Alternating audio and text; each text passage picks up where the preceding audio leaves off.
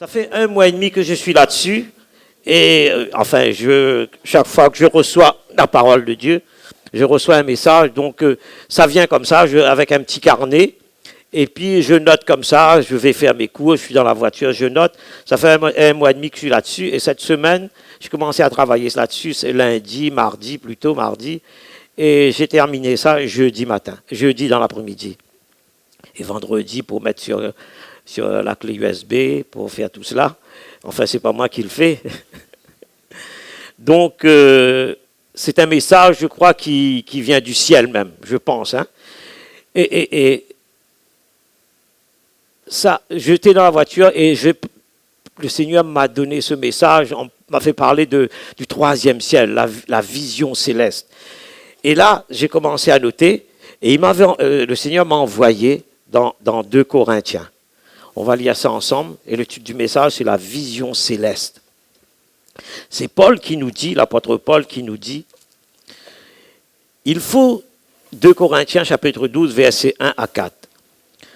Lisez ça bien et retenez ça, vous allez voir, c'est fort, c'est puissant. Parfois, quand on lit comme cela, rapidement, on ne voit pas l'importance. Et pour vous dire que le ciel existe, le paradis existe, et il y en a qui ont expérimenté tout cela, même chez des chrétiens comme nous, il y en a qui ont expérimenté, qui nous ont raconté qu'ils ont été dans le ciel et visité.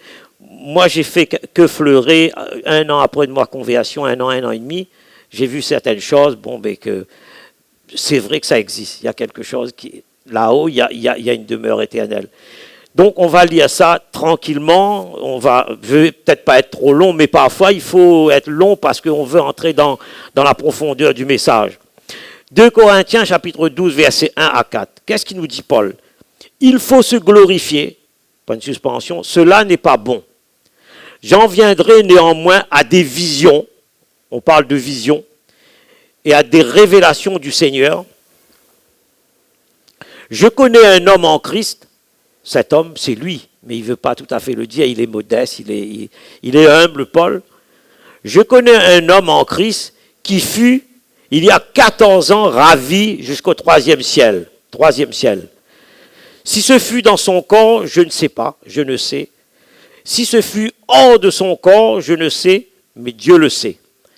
Et je sais que cet homme, si ce fut dans son corps ou hors son corps, je ne sais, Dieu le sait, fut enlevé dans le paradis. Vous voyez, on parle du 3e ciel, de la vision céleste et du paradis, qu'il entendit des paroles ineffables.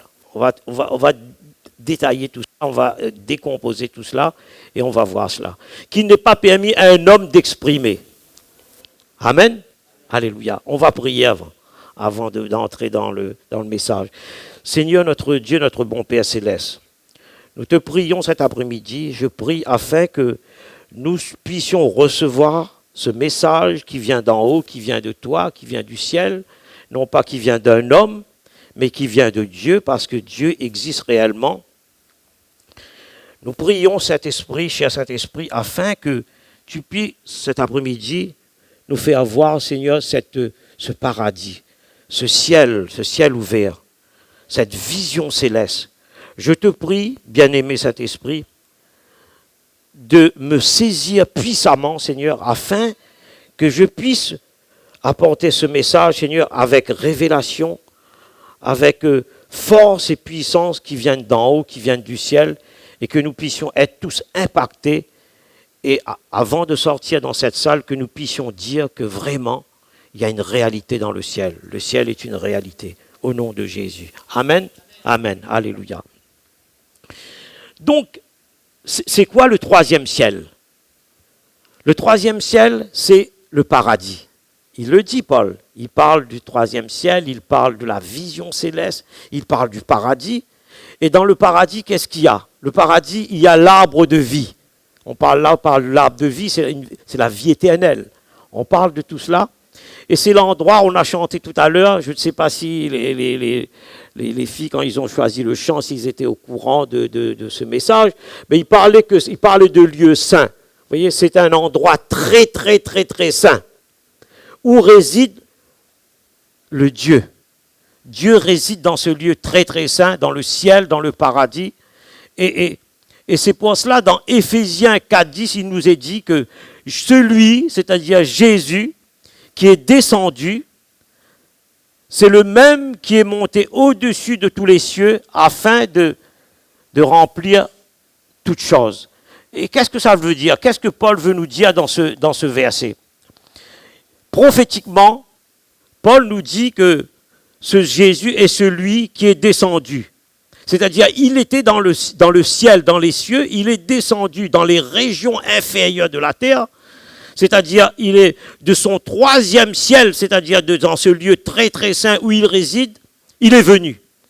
Il est venu dans le deuxième ciel, parce que ça existe le deuxième ciel, puisqu'il parle de troisième ciel, où se trouve Satan. Vous voyez, deuxième ciel, c'est Satan. Satan réside là. Et il est venu aussi sur la terre. Vous voyez, Dieu est venu dans le deuxième ciel, puisque c'est lui qui a tout créé.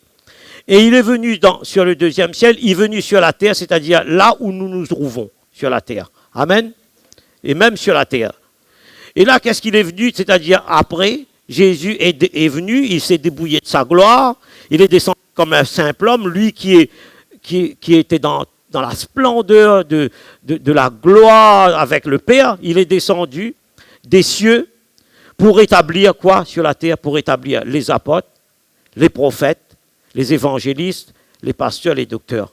Il vient de le dire à l'instant, il ne le savait pas. Vous voyez, tout ça c'est prophétique, je pense. Il dit qu'on va avoir des formations, on va le faire pour former des personnes qui ont été appelées, qui pensent que de leur cœur, ils ont reçu, je dirais, un appel particulier pour, je dirais, pour le ministère d'enseignants, que ce soit dans différents ministères.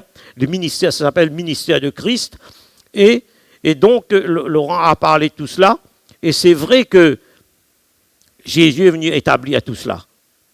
Et c'est vrai que c'est-à-dire avant, c'est vrai, parfois on veut mettre la charrue avant les bœufs, c'est-à-dire il faut se former, puisqu'il y a tout, pour prêcher comme ça, il faut avoir étudié l'homilétique.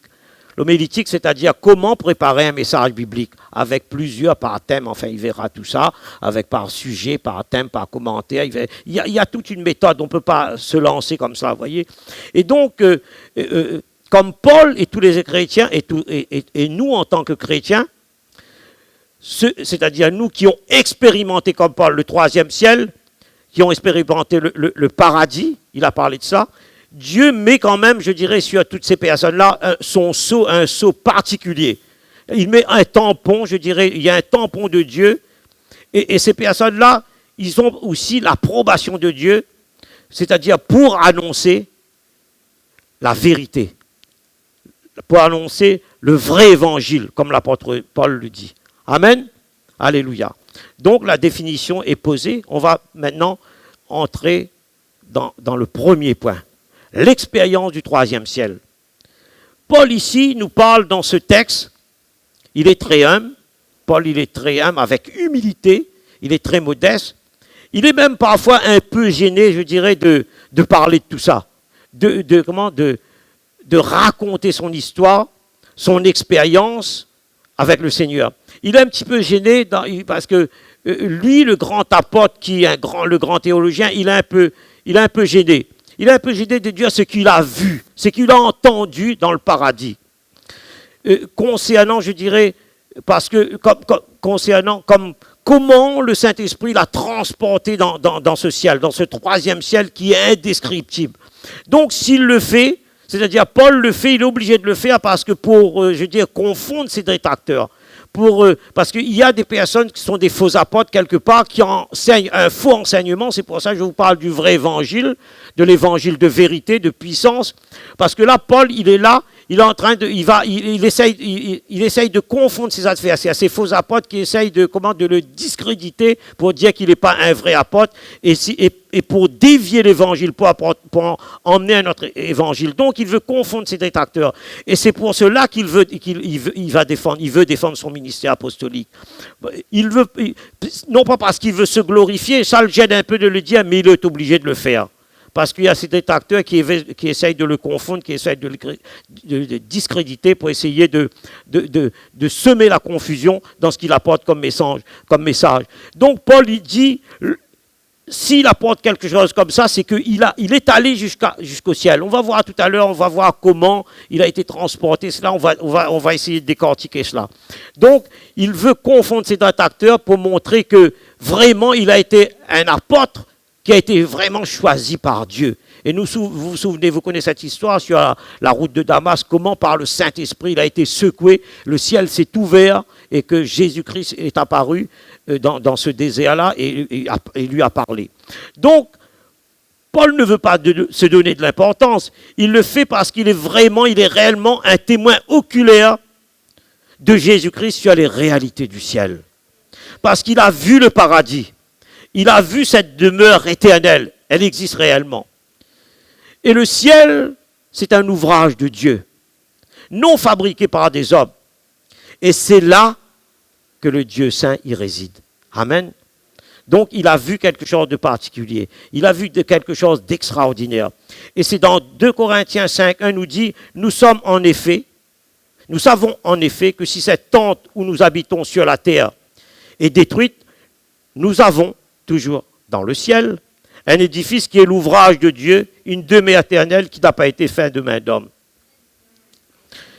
Là, Paul, il ne sait pas. Il dit, il ne sait pas s'il a voyagé. Quand on lit tout cela, il ne sait pas s'il a voyagé dans le ciel, je dirais, avec son corps et son esprit, ou bien son esprit s'est détaché de son corps, est allé au paradis. Il le dit parce que c'est quelque chose, je dirais que ce sont des choses difficiles, je dirais, parfois, à expliquer, à exprimer, à définir, parce que le céleste n'est pas comme, je dirais, n'est pas perceptible comme les choses terrestres, comme le terrestre. C'est pas facile, vous voyez, de parler de tout ça. Même les grands hommes de foi, quand ils vous parlent de cela, ils sont un peu discrets là-dessus, ils n'osent pas trop en parler. Je vais vous raconter une histoire après.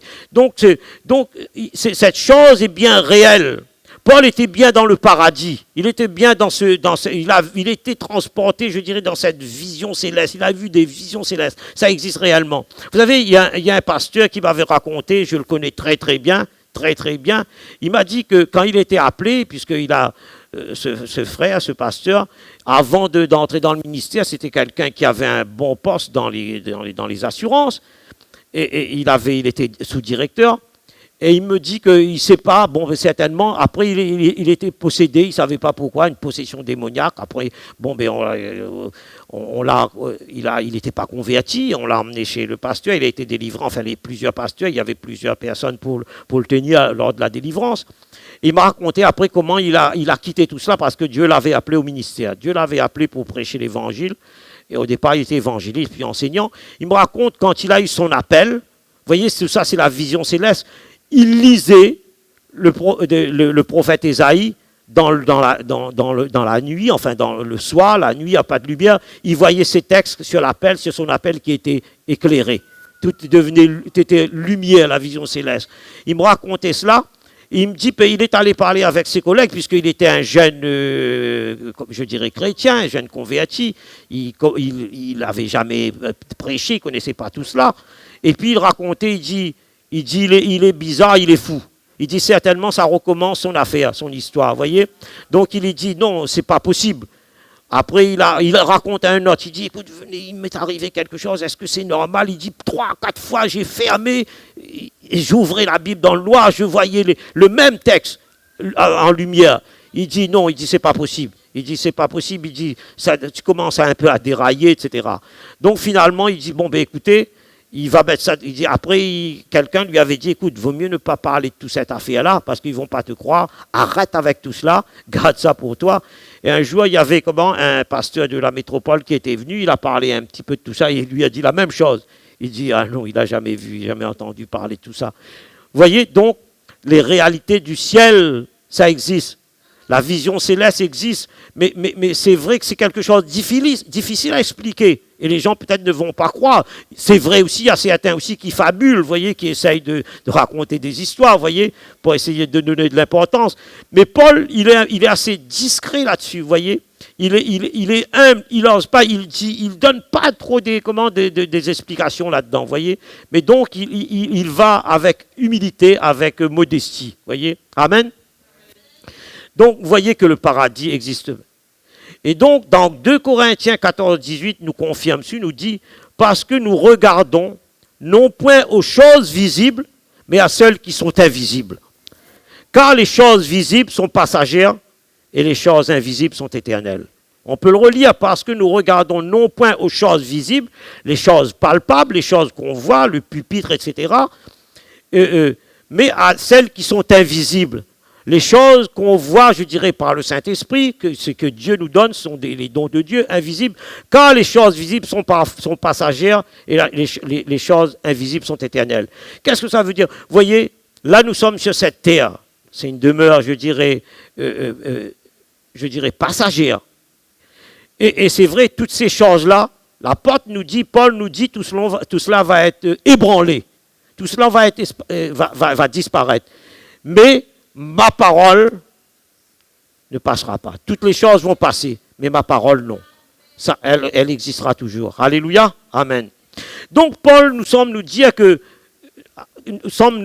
Dieu parle à ses serviteurs, parle à ses servantes, par des visions et par des révélations. Et les révélations, c'est quoi? Ce sont des mystères cachés de Dieu. Et ces mystères sont révélés par Dieu aux chrétiens, à nous, qui sommes ses enfants. Donc ces personnes qui sont transportées dans le ciel, et qui a reçu de Dieu, je dirais, toutes ces choses, que Dieu a révélé toutes ces choses, toutes ces personnes ne craignent plus la mort, comme Paul. Vous voyez, Paul nous dit il dit la mort m'est un gain. La mort m'est un gain, c'est-à-dire il pourrait faire parfois mourir. Pourquoi? Parce que ce qu'il a vu dans le ciel, comme s'il était là-bas, il a été transporté, son corps et son esprit, je crois son esprit, tout. Il dit c'est merveilleux là-haut. Il dit c'est mieux que sur la terre, vous voyez. Et donc ces personnes-là qui ont expérimenté, la plupart des gens qui ont été dans des comas, etc., qui ont été, vous connaissez tout cela, et qui ont expérimenté, même ceux qui, parfois ils veulent plus revenir, ou bien qui ont des visions célestes parce c'est merveilleux, il n'y a pas de souffrance, il n'y a rien là-haut, vous voyez. Donc c'est une réalité biblique, c'est une vérité. Donc ces personnes-là aussi, quand ils reviennent aussi, quand ils ont vu tout ça, donc elles parlent avec assurance, avec sagesse, qui n'est pas la sagesse humaine, parce que la sagesse de Dieu est une folie pour les sages de ce monde. Et Paul nous dit que la vision céleste est une révélation, la révélation, c'est-à-dire mystère caché, révélé à ceux qui veulent aussi, à ceux qui cherchent. Réservé à tous les chrétiens qui recherchent une vérité, je dirais une vraie intimité, une relation, une connexion, je dirais, intense, intime avec Dieu. Et le prophète Jérémie dit, dans son livre 33.3, chapitre 33, verset 3, il dit « Invoque-moi et je te répondrai, et je t'annoncerai des choses, des grandes choses cachées, c'est-à-dire des mystères cachés que tu ne connais pas. » Amen. Vous voyez, c'est fort ce qu'il dit, c'est une révélation. Donc, c'est des choses cachées qui nous est réservées. Mais parfois, nous ne savons pas comment le faire. Le troisième point, on verra. Il a commencé à donner une partie tout à l'heure. Il ne connaissait pas le message. On va voir. Il a donné une partie à la fin je dirais de la louange. Donc, il ne connaissait pas. Quand je dis, c'est prophétique. Vous voyez, amen, alléluia. Vous voyez, donc, c'est des mystères cachés qui nous est révélés. Donc, le prophète Jérémie parle ça. Deuxièmement, ouvre nos yeux spirituels, Seigneur. Et là, nous allons voir, vous connaissez cette histoire, certainement, il y en a beaucoup qui aiment la parole de Dieu, qui lisent la Bible. Ils connaissent cette histoire du prophète Élisée avec son serviteur. Dans 2 Rois, ça se trouve 2 Rois 6, 15 à 17, on va voir un petit peu. Ce sont des visions célestes, des révélations, je dirais, du prophète Élisée. Mais à sa façon, vous voyez, Paul a reçu ces visions comme ça, vous voyez, qui a été transporté dans le ciel, mais le prophète Élisée, parfois j'ai des Élisée, il a reçu d'une autre façon aussi, mais lui aussi, il était dans cette vision céleste. Nous allons dire 2 Rois 6, 15 à 17. Le serviteur de l'homme de Dieu, c'est-à-dire d'Élisée, l'homme de Dieu c'est Élisée, se leva de bon matin et sortit, et voici une troupe entourait la ville avec des chevaux et des chars. Et le serviteur dit à l'homme de Dieu, « Ah, mon Seigneur, comment ferons-nous ? Il répondit, ne crains point, car ceux qui sont avec nous sont en plus grand nombre que ceux qui sont avec eux. Élisée pria, vous voyez, il pria, et dit, Éternel, ouvre ses yeux, vous voyez, on parle des yeux spirituels, pour qu'il voie, vous voyez, donc il ne voyait pas. Et l'Éternel ouvrit les yeux du serviteur, qui vit la montagne pleine de chevaux et de chars de feu autour d'Élisée. Amen. C'était autour d'Élisée. Alléluia. Donc, pour expliquer un petit peu, là, nous voyons Élisée, là, c'est la vision céleste d'Élisée. Donc, Élisée connaissait tous les plans stratégiques de bataille que le roi de Syrie allait mettre en place secrètement pour essayer d'attaquer Israël, le roi d'Israël. Mais ce qui se passe, c'est-à-dire Dieu donnait des révélations à Élisée. Il donnait des révélations, des mystères cachés. Vous voyez, c'est pour nous aussi, hein, et nous avons droit aussi. Nous pouvons recevoir tout ça, des mystères cachés. Et tout à l'heure, on va voir comment le recevoir.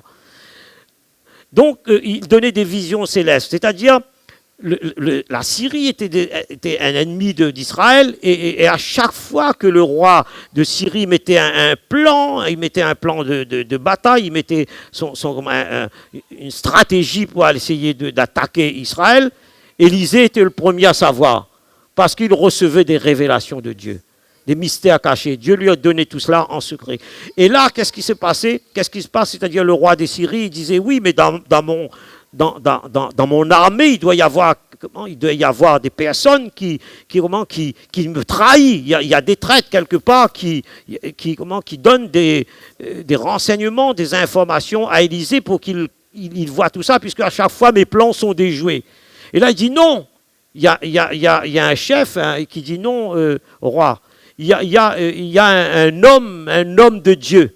Un homme de Dieu, Élisée, qui connaît le secret de Dieu, qui a des révélations de Dieu, qui a des mystères cachés de Dieu et qui a vraiment, et Élisée avait toujours une longueur d'avance sur l'armée de Syrie. Alléluia. Toujours à chaque fois, parce qu'il recevait des révélations. Mais ça, mes amis, nous aussi, on peut avoir une longueur d'avance sur l'ennemi. Alléluia. Parce qu'on connaît ses plans, on connaît comment il attaque, on connaît tout cela. Donc Dieu nous donne des révélations, des mystères cachés. Mais il faut comprendre tout cela, il faut chercher. On va voir comment le faire. Je ne savais pas trop, moi, comment. J'ai reçu ça le jeudi. Après, je dis le troisième point, comment, Seigneur, faire tout cela. Mais Dieu va nous donner des révélations. Alléluia. Nous donne des visions pour cela. Donc, et là, il envoie toute une armée. Par 3 fois, le roi de Syrie envoie une armée essayer de capturer Élisée dans la ville où il habitait. Et là, qu'est-ce qui se passe? À 3 fois, il échouait.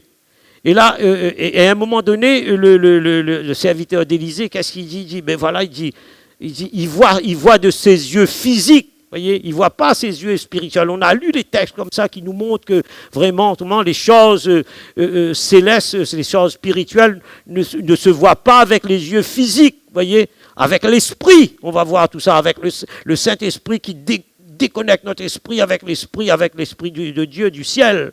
Voyez. Et donc Élisée avait une longueur d'avance. Et à chaque fois, le plan échouait.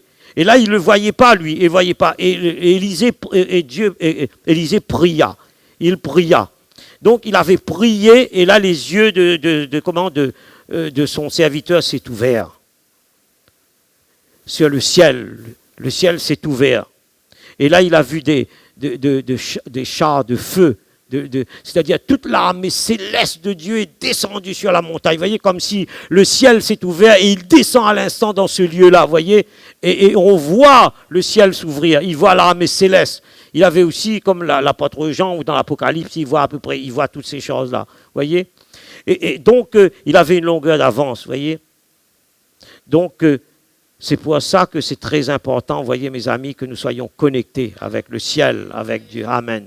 Et Paul nous dit bien dans 1 Corinthiens chapitre 2, 9 à 10, il dit, mais comme il est écrit, ce sont des choses que l'œil n'a point vues, que l'oreille n'a point entendues, vous voyez. L'œil ne peut pas voir, l'oreille ne peut pas entendre, qui ne sont pas montées dans le cœur de l'homme, vous voyez. Des choses que Dieu a préparées pour ceux qui l'aiment, vous voyez. Et il nous aime, nous sommes les peuples de Dieu, donc il nous aime. Dieu nous les a révélés par l'Esprit, avec un grand E, par le Saint-Esprit. Car l'Esprit le Saint-Esprit, l'Esprit sont de tout, même les profondeurs de Dieu. Voyez? Et comment on peut sonder tout cela? Troisième point, on va voir tout à l'heure. Donc l'œil physique ne peut pas voir les choses divines, mes amis, nos yeux physiques. Il ne peut pas voir les réalités du ciel, les choses spirituelles. Le serviteur d'Élisée ne voyait pas, il voulait voir avec ses yeux physiques, mais il ne voyait pas non plus avec ses yeux spirituels, parce qu'il n'était pas connecté avec Dieu. Ce n'était pas développé. Il ne voyait pas ce que son maître voyait dans l'esprit. Il ne voyait pas dans l'invisible, parce qu'il ne fonctionnait pas dans le surnaturel. Alléluia. Il ne fonctionne pas, on peut fonctionner dans le naturel, mais on ne fonctionne pas dans le naturel. Il ne voyait que des choses, naturelles. Il voyait que les choses charnelles. Et la Bible nous dit, dans ce texte, dit, lorsque Élisée a prié, il a prié pour lui. Mais pourquoi Dieu pouvait ne pas répondre à la prière d'Élisée? Mais il a fait pourquoi? Parce que Élisée était un homme de Dieu. Ce n'est pas parce que ce n'était pas un homme ordinaire. Vous voyez, quand un homme, il a l'onction, il a été appelé de Dieu, il a l'approbation de Dieu sur lui, il a, la faveur de Dieu sur lui. Donc, quand il prie, le ciel s'ouvre. Alléluia. La vision céleste s'ouvre. Alléluia. Amen. Donc, ces yeux-là, pour lui, quand Élisée a prié sur lui, ses yeux spirituels s'ouvrirent dans le surnaturel. Et là, il a vu. Qu'est-ce qu'il a vu? La Bible nous dit, vous allez lire à la maison, il dit, il a vu plein de chars, de feu. Une armée céleste autour de la maison, enfin qui est descendue. C'est-à-dire, j'ai l'impression, je vois aussi, je peux dire, je vois. J'ai l'impression qu'il y avait comme tout le ciel, comme si c'était ouvert, la lumière, il y avait une lumière, fluo, je ne sais pas comment, blanchâtre, qui s'ouvrait maintenant. Et personne ne voyait ça, que les deux voyaient ça, les serviteurs et Élisée, qui étaient là, qui illuminaient maintenant toute la montagne. Il dit, nous sommes plus nombreux qu'eux. Alléluia. Nous sommes plus nombreux que l'adversaire. Alléluia. Donc tout cela ne peut fonctionner que par l'Esprit de Dieu et dans l'Esprit. Par l'Esprit et dans l'Esprit. Alléluia. Élisée pria. Remarquons que le serviteur, vous voyez, était au serviteur de son maître, à son enseignement. Il était attaché à son maître. Il était collé à son maître. On parle, si vous vous souvenez de la prédication, il parlait de l'enseignement du rabbi, voyez. Donc il fait la même chose que le rabbi. Mais si vous lisez tout le livre des rois, vous allez voir un moment aussi que le serviteur n'a pas trop suivi aussi Élisée après, hein, comme Élisée a suivi Élie, voyez, pour recevoir le manteau de prophète, de puissance, voyez. Donc voilà, pour recevoir l'onction, vous voyez. Après, vous savez, il a fait des choses avec Naaman, etc. Bon, ce n'est pas le sujet, mais vous lirez à la maison, comme ça vous donne un petit aperçu. Donc, il était attaché à son maître. Donc, la prière ne peut fonctionner si notre rapport notre rapport est au service du maître.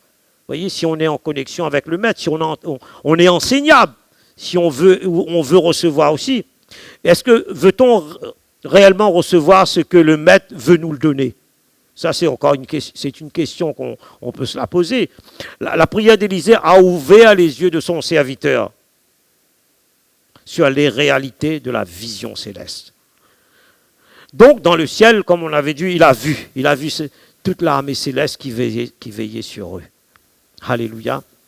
Laissez-moi vous dire, mes amis, voyez-vous, il y a aussi des hommes dans la Bible, si vous lisez, vous allez voir, que ce soit le prophète Ézéchiel, la Bible nous parle, j'ai lu beaucoup, c'est difficile Ézéchiel, hein, mais qu'il fut souvent transporté.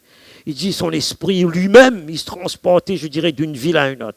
Il fut même transporté. Et si vous voyez le prophète Ésaïe dit, il était dans le temple, quand il avait aussi le sceau de Dieu. Vous savez, quand vous avez là, le tampon de Dieu, peut-être qu'il y en a aussi ici, mais comment? Ne résistez pas à l'appel de Dieu pour le message. Si vous avez reçu pour prêcher, c'est difficile, c'est vrai, ça y a parfois, mais Dieu donne la force. Alléluia. Le Saint-Esprit nous donne la force. Même si on est malade, on est fatigué, on prie, il te donne la force pour monter, pour aller prêcher. Alléluia. Amen. Alléluia. Il te donne avec la prière des saints. Donc vous voyez, il y a des serviteurs comme Ésaïe. Ésaïe dit, quand la vision céleste est descendue dans le temple, vous voyez, il a vu des choses extraordinaires. Il a vu le Seigneur. Comment voir le Seigneur avec le pan de sa robe? Il y avait des séraphins qui volaient. Il a dit, je suis impur et mes lèvres sont impures. Et là, il y a un séraphin, vous voyez, un ange qui vient avec une braise, qui vient, charbon ardent, qui vient purifier ses lèvres, tout son corps. Alléluia. Amen, alléluia. Et nous voyons l'apôtre Jean qui a vu le ciel s'ouvrir, le ciel dans l'Apocalypse, vous voyez, plusieurs fois, il parle de vision céleste. Moïse qui a vu le ciel s'ouvrir alors qu'il était dans le mont Sinaï en présence, face à face avec Dieu. Est-ce qu'il était avec Dieu? Je ne pense pas. Parce qu'on ne peut pas voir Dieu comme ça. Il dit, il avait bouche à bouche, face à face, il était comme ça, il recevait les révélations, les mystères cachés de Dieu dans la tente sur le mont Sinaï. Alléluia. Et quand il est descendu, c'est-à-dire ce qui se passe, c'est-à-dire est-ce que nous pouvons avoir cela? C'est-à-dire nous faisons la différence. Il dit, son visage fut transfiguré comme celui de Jésus quand il était sur le mont de la transfiguration. C'est-à-dire, nous en tant que chrétiens, est-ce que nous avons notre visage transfiguré quand nous allons au travail, quand nous traversons? Est-ce que nous l'avons la puissance de Dieu? Est-ce que nous avons la vision céleste sur nous? Alléluia. Est-ce que notre visage est transfiguré, que les gens disent non, il y a quelque chose sur ce monsieur, il y a quelque chose sur cette dame, il y a la puissance de Dieu. Alléluia. Parce que nous avons le visage transfiguré, parce que nous reflétons la vision céleste, la gloire de Dieu sur nous. Alléluia. Amen. Alléluia. Donc, vous voyez, il y a une chose qui s'est passée, vous voyez. Daniel aussi dit comme si les forces me manquent quand il était vers le fleuve de Kébar.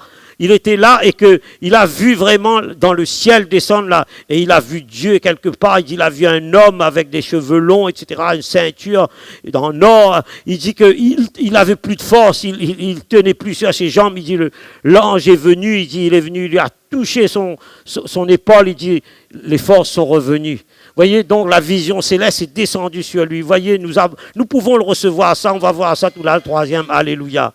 Jésus même, comme on dit, c'est sur le mont Transfiguration, il fut transfiguré, alléluia. Amen. L'apôtre Jean, indescriptible, voyez, on ne peut pas décrire, voyez. L'apôtre Paul dit, il ne peut pas, ce sont des choses ineffables, bon, je ne peux pas expliquer tout ça, il ne m'est pas permis dans ce troisième ciel. On parle même, dans la pensée juive, ils disent qu'il n'y a pas seulement 3 cieux, il y a plusieurs. Maintenant, je ne sais pas, les sages, les rabbins, ils parlent tout cela, ils disent non, il y a plusieurs ciels. Peut-être aussi, eux, ils ont expérimenté tout ça. Alléluia, amen, alléluia. Donc, vous voyez, c'est quelque chose, Paul, il dit, c'est des choses qu'on ne peut pas le dire. Il n'est pas permis immoralement de le dire. Il dit même ce qu'il a vu, c'est indescriptible aussi. Il dit ces choses ineffables. Ce n'est pas permis à un homme de le faire. Et troisièmement, après la vision célèbre, nous allons voir, alléluia, peut-on atteindre cette dimension céleste? Est-ce qu'on peut le faire ça? Il a fait tout à l'heure, voyez, par la prière en esprit, par la puissance du parler en langue. Alléluia, amen. Paul nous dit, mais vous allez voir, il y a une façon de parler en langue. Hein? Vous allez voir. Parfois, on parle mal en langue. On l'a reçu, mais on parle mal en langue. Moi-même, je me suis un peu... Je ne sais pas. Ils m'ont donné ça, il m'a donné ça. Je ne sais pas. Est-ce que c'est... Je pense que c'est vrai. Vous allez voir. On va voir. Je pense que ça tient la route. Paul nous dit dans 1 Corinthiens 14, 2. En effet, celui qui parle en langue ne parle pas aux hommes. Vous voyez, celui qui parle en langue ne parle pas aux hommes. Là, c'est Paul qui dit, mais il y a plus. Il explique plus, pas seulement cela. Hein. Mais parle à Dieu. Mais à Dieu. Car personne ne le comprend. Vous voyez, quand vous parlez des langues célestes, on ne comprend pas. Tout là, on l'avait fait. Et c'est en esprit qu'il dit des mystères. Vous voyez, on parle encore des mystères. Hein. Vous voyez, retenez des mystères, des révélations, des mystères cachés, des révélations, des visions célestes. Vous voyez, il a fait tout à l'heure, c'était dans mon... Je voulais faire ça, après il a fait aussi. Vous voyez, c'était ça, je parlais. À un moment donné, on a prié tout en langue. Il a dit, on va prier comme ça. Je dis, waouh, c'est bon ça. Alléluia. C'est bon cela, vous voyez. Donc, quand on parle, mais je crois que, on va voir tout à l'heure qu'il y a une explication à cela. On dit des mystères à Dieu.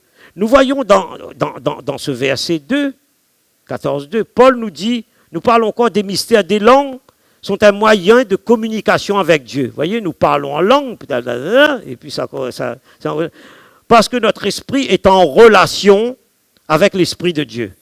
Nous communiquons directement avec Dieu, par le parler en langue. Et c'est à ce moment-là que Dieu nous donne des révélations. J'ai fait cette expérience plusieurs fois. Et vous savez, hier soir, même on était un peu fatigués, on prie de 23h jusqu'à minuit et demi, moins le quart, moins 20, comme 1h moins le quart à peu près, en langue. On a un petit groupe en Zoom. Vous pouvez nous rejoindre si vous voulez. Donc on prie, mais il ne faut pas dormir, on reste là. Donc on prie en langue. Et après, à la fin, il y a des choses qui viennent comme ça, et là on prie à l'église, on prie pour l'église, on reçoit des choses, on se partage comme ça.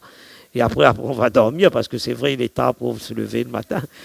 Mais il y a une chose qui se passe. C'est-à-dire que, j'ouvre une petite parenthèse, je vais oublier sinon. Vous savez, le mardi soir, vous pouvez venir, hein, à partir de 20h, 21h30, 20h, 21h, on a une petite, sur Zoom, il faut voir avec Gilbertine, pour la prière. Il faut prier, hein, c'est dans la simplicité. Hein. Ce n'est pas besoin d'être un grand intercesseur, etc. Hein, donc on prie ensemble. C'est très bénéfique, vous allez voir, pour l'Église, pour tout, pour des personnes. Bon, vous pouvez nous joindre si vous voulez. Voilà, donc, et moi je crois qu'il y a quatre formes de langues. Il y a les langues inconnues, c'est-à-dire ce qu'on a vu, ça, on peut appeler ça les langues célestes, vous voyez, puisque vous parlez à Dieu, on ne connaît pas. Seul Dieu connaît, et il nous donne la réponse, vous voyez, il nous donne après, pour l'interpréter des langues, ou bien pour des prophéties, ou de l'interprétation des langues. Donc, et puis, il y a cette langue, je dirais, une langue, des langues des anges, parce que Paul parle aussi, et si vous lisez chapitre 14, vous allez voir, il dit, si on parlait des langues des anges, vous voyez, il parle tout ça, et dans les Actes des Apôtres, c'est une langue différente encore. C'est une langue, c'est des langues connues, vous voyez, c'est-à-dire que, ils disent, tout d'un coup, le Saint-Esprit est venu, et ils n'ont pas parlé des langues célestes, des langues inconnues, ils ont parlé des langues connues. Il y en a qui ont parlé peut-être arabe, ils parlent de crétois, ils parlent de Parthe, ils parlent de la Cappadoce, de la Phrygie, de la Pamphylie, ils parlaient de tout cela. Mais c'est des langues, maintenant on ne les parle plus, certaines langues, de nos jours, on ne parle plus. Donc c'est des langues connues, mais vous savez, j'ai écouté, il y avait un homme de Dieu, il parlait, il dit oui, il y a un jour, je n'étais pas d'accord avec son enseignement, il disait qu'un homme de Dieu est venu, je ne sais pas de quelle dénomination, mais Dieu le bénisse, c'est un frère en Christ, etc., que Dieu le bénisse, on l'aime, tout ça, hein, mais il disait que, oui, il a voulu confondre un charismatique, un pentecôtiste qui est venu, il dit oui, est-ce qu'on vous avez parlé, lui, il s'est basé que sur les Actes des Apôtres. Effectivement, ce sont des langues qu'on ne parle plus, des langues connues. Mais pourquoi? Parce que il dit oui, mais on n'a pas parlé des langues. Vous dites des choses, des choses dans votre langue, etc. Dans les langues. Lui, il ne croit pas tout cela. C'est pas des gribouillages. Comment on peut dire ça? Des blabla, je ne sais pas, il dit ça, c'est pas, lui il pense que c'est pas Dieu, parce que les apôtres ont parlé d'une langue connue, voyez, tout ça. Mais qu'est-ce qui se passe? Dieu fait ce qu'il veut. Le Saint-Esprit, il fait ce qu'il veut. Pourquoi? Parce que c'était des Galiléens, voyez, et la plupart, ils venaient pour la Pentecôte, ils venaient pour la fête. Donc il y avait des personnes qui venaient de Crète, de quelque part, qui venaient des pays arabes, etc., qui venaient de partout. Et Dieu a fait en sorte qu'ils entendent dans leur propre langue le message de Dieu. Que Dieu existait vraiment, parce qu'eux, ils ne parlaient pas. Eux-mêmes, les apôtres, enfin la plupart qui parlaient en langue, ne parlaient pas ces langues-là. Voyez, Dieu, et lui, il s'est basé là-dessus. Vous voyez, c'est une erreur. Vous voyez, parfois, il faut chercher, vous voyez. Et bon, et l'autre, il n'a pas pu lui dire, il lui a rien dit, vous voyez, parce que peut-être il n'était pas en profondeur dans la parole de Dieu. Vous voyez, des mystères cachés, des révélations. Amen. Des mystères cachés. Donc, vous voyez, le problème maintenant, c'est que parfois notre parler en langue est mal enseigné. Vous avez vu là, il est mal enseigné parce qu'on a minimisé le parler en langue. On l'a mal enseigné. Donc, pour nous, parfois, il y avait un pasteur qui est venu, il venait du sud. Laurent, il le connaît bien, il venait du côté de Cagnes ou Cannes-sur-Mer ou du côté de là-bas. Il est venu un jour, il a parlé, il dit, c'était intéressant ce qu'il avait dit, il était ici, il avait prêché. Parfois, on parle mécaniquement. Ça devient, vous voyez, mécaniquement, et ça devient de l'automatisme. C'est automatique. Et il avait dit aussi, je suis d'accord avec lui quand il a dit, je dis, c'est bien frère. En fait, dans mon cœur, je lui dis ça à ma place là, mais parce que les parler en langue, c'est pas cela. Ça devient mécanique. Parfois, on fait ça comme si on sort ça comme des balles de revolver. Vous voyez, c'est pas comme ça, vous voyez. C'est pas ça, le parler en langue. On sort comme si c'était une formule religieuse. Vous savez, comme si on a appris, vous connaissez, moi j'ai certaines religions chrétiennes, vous voyez, qu'on récite des prières, ou bien on a écrit sur un papier, on répète ça tout en journée, comme aussi certaines de l'Extrême-Orient, sur les moulins de prière, toutes ces choses comme ça, je ne vais pas juger, mais qui fait comme ça. Donc c'est des choses religieuses, vous voyez. Le parler en langue, c'est plus que ça. Vous savez, quand j'ai expérimenté ça, parce que je peux vous le dire, parce que un jour, après ma conversion, je cherchais seulement Dieu, j'étais quand même... Je suis venu au Seigneur avec, l'ennemi m'avait attaqué avec des cauchemars qu'il a fait, je voyais des trucs qui m'étranglaient un peu, toutes ces choses-là, etc.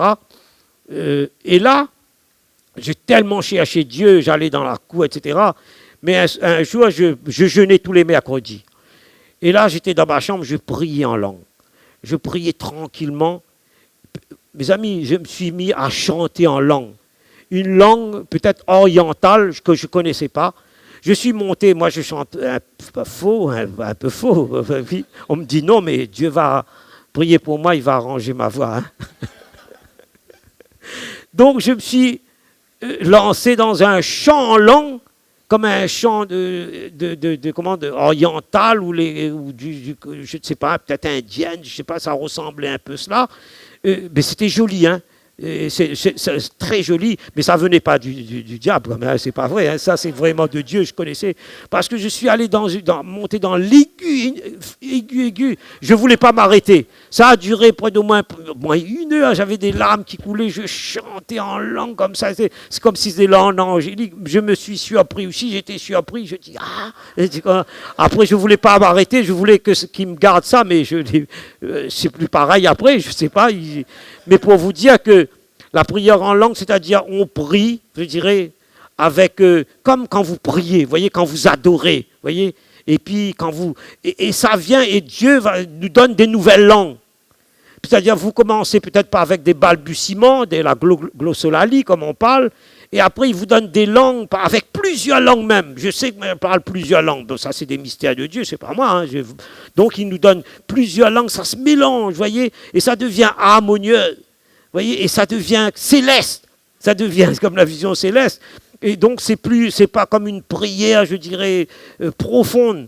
Et c'est qu'on a mal enseigné, et toute cette pratique, je dirais, religieuse en langue nous a fait perdre, je dirais, ce don de Dieu dans toute sa dimension spirituelle et dans toute sa puissance, vous voyez. Et c'est ça qui fait qu'on doit revenir au parler en langue. Et l'apôtre Paul dit au verset 18, « Je rends grâce à Dieu de ce que je parle en langue plus que vous tous. » Vous voyez, donc Paul parlait en langue beaucoup, mais il parlait à Dieu, il y avait une communion, vous voyez. Je peux dire, parce que je ne sais pas si mon expérience, c'est aussi votre expérience, mais quand on parle en langue, on reçoit des paroles prophétiques. On reçoit des révélations de Dieu. Parce que quand on parle, vous voyez, puisqu'on est tellement connecté, notre esprit est connecté avec l'esprit de Dieu, donc on n'est plus trop dans le terrestre, on est dans le surnaturel, et là on reçoit des pensées. Hop, hop, hop, c'est-à-dire on est détaché quelque part, vous voyez, comme Paul il disait, je le comprends moi un peu moi, mais je ne suis pas Paul, mais il dit, mon corps ou mon esprit, je ne sais pas, fut transporté vers le paradis dans le 3e ciel, parce que notre corps n'est plus ici, vous voyez.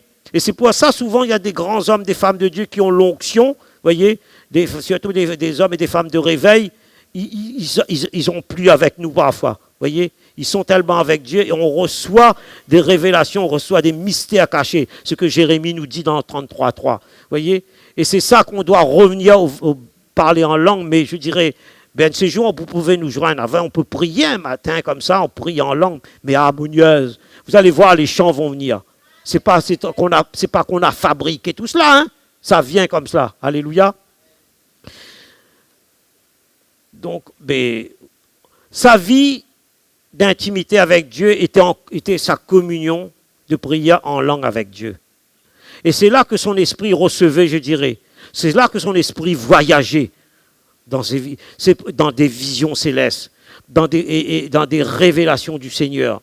Il voyait des choses, je dirais, dans le céleste, dans le paradis, et son esprit faisait un avec l'Esprit de Dieu. Il y avait comme une symbiose, je dirais, une harmonie, vous voyez, qui était connectée, vous voyez, qui faisait un, comme si c'était Dieu même qui était en lui, comme si Dieu même qui parlait. Et en réalité, c'est lui. Vous voyez, comme il y avait une fusion comme ça avec lui, et c'était Dieu qui parlait avec lui.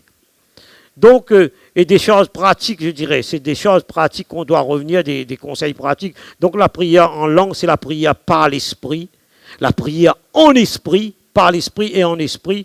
La Bible nous enseigne aussi à mélanger, vous voyez, nos prières avec notre intelligence. La Bible, Paul en parle, hein, vous allez lire, on n'a pas le temps de le dire, avec notre esprit. C'est-à-dire avec la prière en langue. Vous voyez, c'est-à-dire quand on dit prier en esprit, c'est la prière en langue. Donc on va prier par exemple en français ou dans votre langue maternelle et on mélange de temps en temps, en même temps, vous voyez, notre esprit avec notre intelligence, notre esprit, notre prière en français par exemple, et on mélange en langue. On quitte en esprit et en langue, en l'esprit et avec notre intelligence intelligible. Donc, le Saint-Esprit va aussi nous permettre de chanter, je dirais. De chanter aussi, je dirais, avec notre intelligence. On l'a fait tout à l'heure, la louange en français affichée, et on mélange aussi en langue en même temps. Vous voyez, vous chantez les deux. Et c'est là qu'on reçoit des révélations. Donc, tranquillement, si les musiciens peuvent venir, après on va conclure.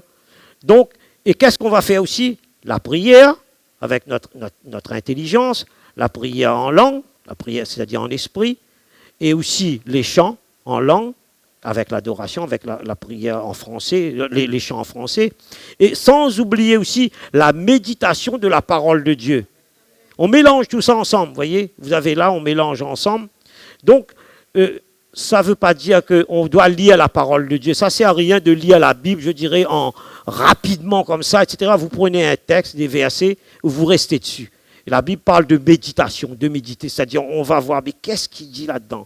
Comment il dit? Souligner, surligner. Il parle là on voit un mystère, mais on va chercher, c'est quoi les mystères, etc. Il parle de révélation, mais c'est quoi la révélation, etc.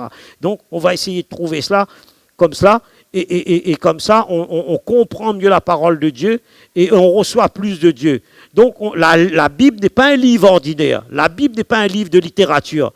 Bien que si vous aimez la philosophie, vous voulez tout ça, mais c'est pas pareil, parce que c'est les livres de Dieu. On lit ça, on ne va pas lire comme ça, on médite, on prend un commentaire, on est dans la prière, on cherche, on revient, on pense, si on est fatigué, on va faire un tour, on revient, on prie un petit peu, on revient. Donc en réfléchissant, en cherchant, en priant. Donc, et aussi, on va commenter aussi la parole qui nous dit ce verset, et sans se précipiter. Ça ne sert à rien de lire, vous dire, oh, j'ai lu toute la Bible, pendant 2 mois, j'ai lu toute la Bible, je vais relire encore. Non, tranquillement, c'est bien de le faire, jusqu'à ce qu'on reçoive les révélations de Dieu, les mystères cachés de Dieu. Donc la Bible est le livre de Dieu, inspiré par le Saint-Esprit, non pas par les hommes. Les hommes ont été inspirés. Alléluia, amen. Donc on va conclure, alléluia. Donc à travers les expériences de ces hommes, dans la Bible, nous avons vu Paul, on a vu Jean, etc., tous les prophètes, concernant le ciel, la vision, nous voyons que le paradis est une réalité. Ils ont vu des choses extraordinaires, qui dépassent, je dirais, complètement l'entendement humain. Paul nous dit, il nous dit, même nous, si on reçoit, difficile à expliquer, parfois, je dirais, impossible, je dirais, à décrire. Dans toute sa beauté, dans toute la beauté, je dirais la beauté divine. Là, Paul parle aussi des paroles, je dirais, qu'il a entendues, c'est des paroles ineffables, on n'ose même pas le dire, il ne faut même pas peut-être le dire, le répéter. On ne peut pas le répéter tellement, soit on ne va pas le croire, soit c'est quelque chose de qui ne peut pas révéler, parce que c'est indescriptible. C'est indescriptible.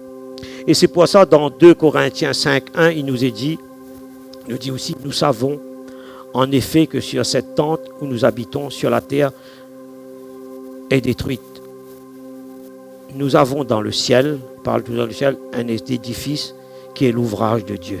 Voyez? Toujours dans le ciel, une demeure éternelle qui n'a pas été faite de main d'homme. Alléluia, mais ça a été fait par Dieu. Voyez? Donc la vision céleste, le paradis, les mystères cachés, tout ça, ce sont une réalité, une vérité biblique, une réalité spirituelle qui existe réellement. Donc des témoignages de certains chrétiens, pour finir, ont rapporté que cette description céleste, lorsqu'ils ont vu, je dirais par l'esprit, ils ont été transportés là-dedans,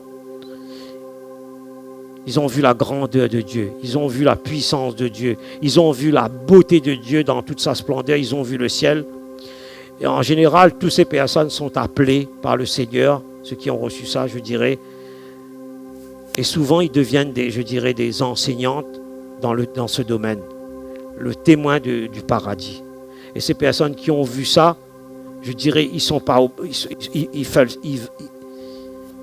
ce qu'ils veulent, mais je crois qu'ils sont obligés, parce que Dieu va les rappeler, d'aller témoigner de ce qu'ils ont vu dans le ciel.